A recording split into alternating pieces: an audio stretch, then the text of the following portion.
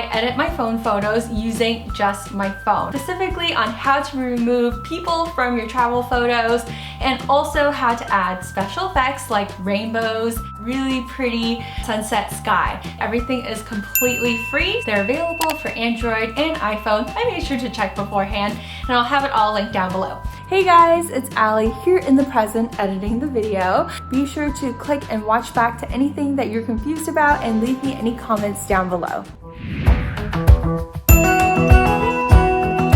When it comes to editing photos, my favorite apps are Snapseed. I also love Color Story if you want that light and bright effect.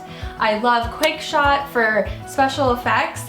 I've also been obsessed with Storylux, which is a story editing app where you can add different frames and that scrapbook look to your photos and videos. Another favorite of mine to edit videos is InShot. You do have to pay to remove some of the ads and things like that, but definitely worth investing in if you just use your phone to edit photos and videos. The number one most asked question in my last video is, Allie, how do you remove people from photos or objects and things like that? In my last video, I asked you to send me a photo that I can edit for my next video, and you sent me one from the bamboo forest in Kyoto, and I recently just went to Japan as well. If you don't know the area, it is super touristy and crowded. There are so many people there, it's almost nearly impossible to get a photo by yourself. Today, I'm going to show you how I removed other tourists from my travel photo while I was in the bamboo forest in Kyoto. So I went to Japan. I had such a fun time. Let me find the photo. I know I take too many. I have like thousands of photos right here. Thousands. My number one most frequently asked question in my last video is, Allie, how do I remove people and objects from my photos? So for example, today I'm showing you how to remove these people from my tourist photo when I went to the bamboo forest in Japan. I hate when it does that. Rotate. It'll try to automatically straighten the image, but you don't want to do that. And then we will go back to 0. And then here I'll click check. And I'll save a copy of this. And then I will undo what I just did. And then I will go first and do double exposure. Add image. And then as you can see, it's overlaid. Turn the opacity up to 100%. Go over to this undo button and view edits. Click on double exposure. And then here I'm going to click 100% on the left side. And as you can see, I'm already adding in, let me zoom in here. I'm adding in this new part of the bamboo forest that wasn't there before. So you can definitely go back and then leave this part of the tree. I actually don't like it very much. I think it's kind of ugly and in the way. So then I'm just going to erase, and then as you can see, this man is appearing. I'm just going to leave him as is. Erase, add on some of the other side.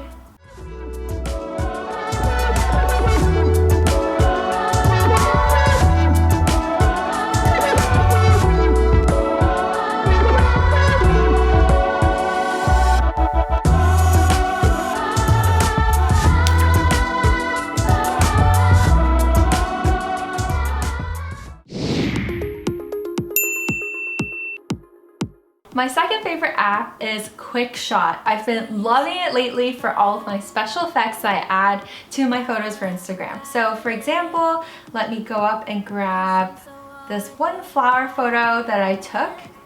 So I took this photo when I went to a flower field here in San Francisco. I am obsessed with this photo. I love the yellow flower field, but the sky unfortunately was looking super dark and gray. Here, click on the sky button.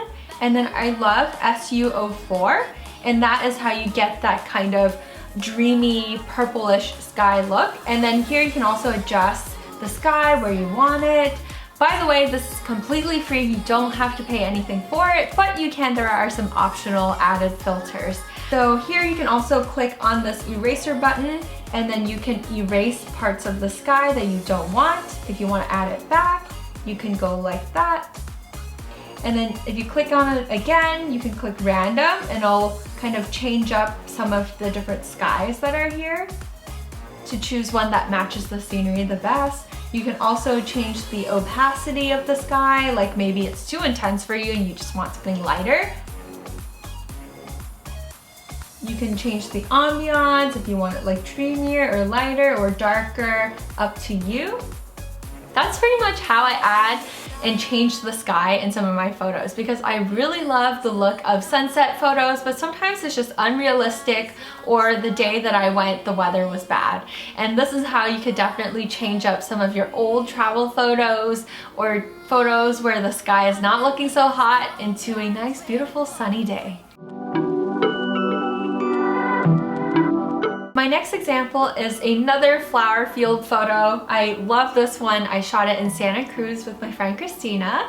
So here, what I thought was missing was some like cloud action or just something in the sky. It was just looking very plain. So here I'm going to go into the overlay section and I'm going to add a rainbow. You can also increase the intensity. You can also pinch to zoom. You can also bring it up, bring it down. Whatever you think looks the most realistic for you, go for that. I think for this one, I ended up kind of turning it off to the side. I felt that looked a lot more realistic than something like a straight on rainbow. And then you can go back. You can also click on the filter section to change up the look. I think WM04 looks pretty good. You could lower the opacity for that. And maybe if you want to play with the different primers, that's fun too. But I think it looks really cool as is. It just looks very whimsical when you add a rainbow in, because it's so hard to actually capture it in real life. So that is how I add rainbows. Next, I'm going to show you how I upgrade my selfie photos, because we all love a good selfie and sometimes it's just nice to upgrade them. So I'm going to go onto my camera roll. I really like this one, but I don't like that there are shoes showing on the left side of the photo. So I'm going to actually take this one into, dun, dun, dun, dun. Let's bring it into quick shot. As you can see, here is the final photo that I ended up with, and I'll show you how I got there. So here is the first initial photo. I'm going to go and crop it. The ratio is 5:4 for Instagram. Let's bring it in a little closer. I know the tag is showing on this dress, but that's fine. Let's bring it even closer. I was just trying it on in the store to see if I would like it or not. Okay, click back, back. And then next I'm going to add an overlay. I think I'll go with this ES08. I really love that kind of soft fairy light look. As you can see, it's like kind of hazy around me. And then I'll go back and then I'll add a filter to this. I'm really loving this WM04. It has this like light vintagey look. And that's pretty much it. Here's the before and here's the after. Quite subtle, but a great way to upgrade those portrait style photos.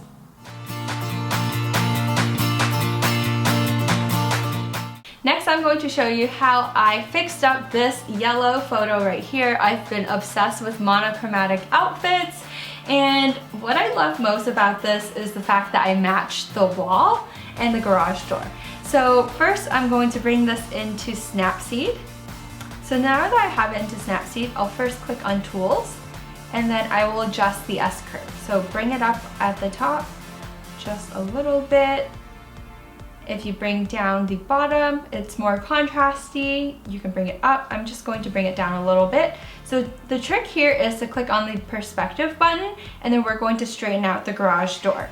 So be careful with this because it could definitely go wrong and you can definitely warp yourself. As you can see on the edges of this photo, it's already getting a little bit messy.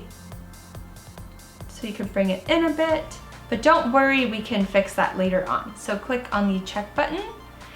In San Francisco, there's tons of hills, which is why it looks the way it does. No joke, I've actually had a campaign where a brand got upset with me because they thought I took the photo crooked, but honestly, there's just hills everywhere. Next, I'm going to go into the healing tool and then I'll get rid of the top section and I'll make it blend in more of the yellow. And then last but not least, I'll go into the grainy film section and then I'll add on my favorite filter, which is usually A01.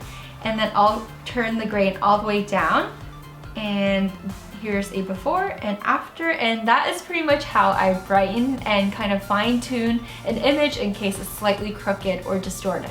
So I hope you guys enjoyed today's video. If you did, be sure to like it. The best way you can help me out is by sharing this video with a friend. Anyone who has a passion for social media, for photography, or being creative, be sure to share this video with them. Comment down below and let me know which tip you found the most helpful and which one you can't wait to try. Don't forget to click on the I button over here and vote on what video you want to see next. I love you guys all so much. Stay creative, and I will see you next week.